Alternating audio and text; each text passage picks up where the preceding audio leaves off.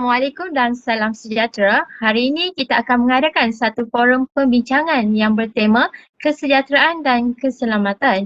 Forum ini juga lebih memfokuskan kepada tajuk desakan politikus mengganggu pencegahan COVID-19. Saya Siti Hafsah. Pada 21 Oktober 2020, Presiden UMNO Datuk Dr. Zahid Hamidi telah mengisytiharkan kejahatan politik dalam sidang Kabinet. Perkara ini menjadi tanda tanya kerana kejahatan selalunya dikaitkan dengan senjata.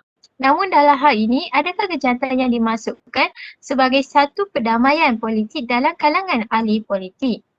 Tetapi Datuk Zahid Hamidi mengatakan bahawa ini adalah usaha yang dilakukan bagi mendukung usaha kerajaan Perikatan Nasional dalam membantu rakyat dan negara mendepani masalah COVID-19 dan kelembapan ekonomi.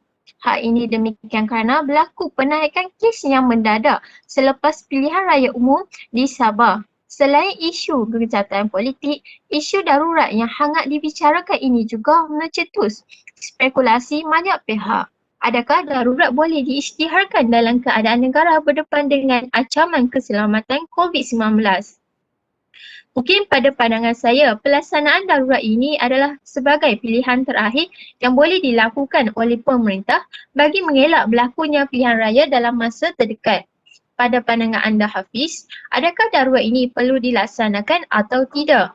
Pribadi saya bersetuju dengan pengisian darurat politik di negara ini yang telah disiarkan oleh YDP Agong kerana darurat politik ini sekurang-kurangnya negara dapat memberi fokus terhadap pencegahan COVID-19 secara bersepadu.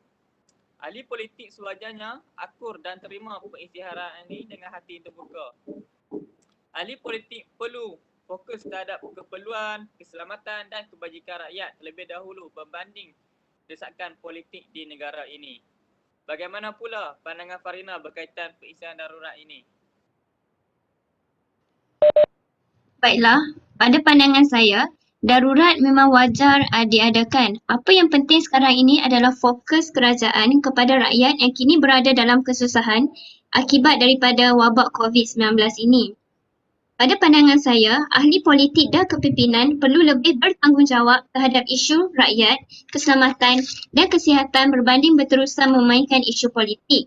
Ahli politik perlu bertepikan seketika hiruk pikuk politik dan polemik mengenai kuasa dan kedudukan demi menjaga kebajikan masyarakat.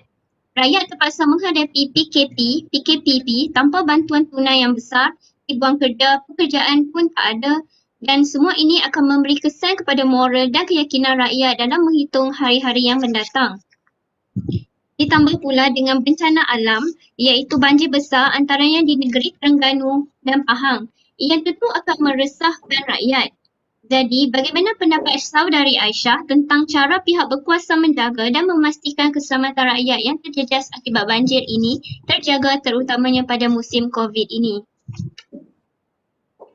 Ya, betul tu Saudari Fatin. Negeri terutamanya di sebelah pantai timur seperti di negeri Terengganu akan menghadapi musibah banjir tahun.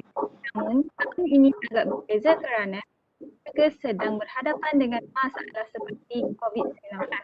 Jadi, apa yang dilakukan oleh pihak kerajaan dalam menghadapi banjir ini dan membantu rakyat ialah penyelamat mangsa banjir dilakukan mengikut SOP yang ditetapkan seperti semasa sedang memindahkan mangsa. Hanya 5 hingga 6 orang sahaja dimuatkan di dalam sebuah bot. Begitu juga dengan mangsa yang tidak sihat atau bergejala akan diasingkan ke pusat kuarantin yang disediakan. Manakala mangsa yang sihat dan tidak bergejala akan dipindahkan ke pusat pemindahan sementara. Saya ada dengar juga di negeri Terengganu iaitu di daerah Besut berlaku peningkatan kes. Jadi, dari Siti Nurwati, adakah ini juga disebabkan oleh faktor banjir? Tidak juga sebenarnya. Terdapat juga faktor-faktor lain yang menjadi kepada peningkatan kes iaitu rentas negeri punca 18 kluster COVID-19. Salah satunya yang berlaku di Pasiakar Besut. Perkara ini berlaku apabila terdapat 2 kes COVID-19 di Cyberjaya yang balik ke kampung Pasiakar. Pesakit ini tidak maklum bahawa mereka ini datang daripada zon merah. Setelah disahkan positif, keluarga dan kontak rapat telah menjalani proses saringan dan kuarantin. Klinik Pasiakal juga melakukan proses nyakuman kerana dua pesakit ini mengunjungi klinik berkenaan.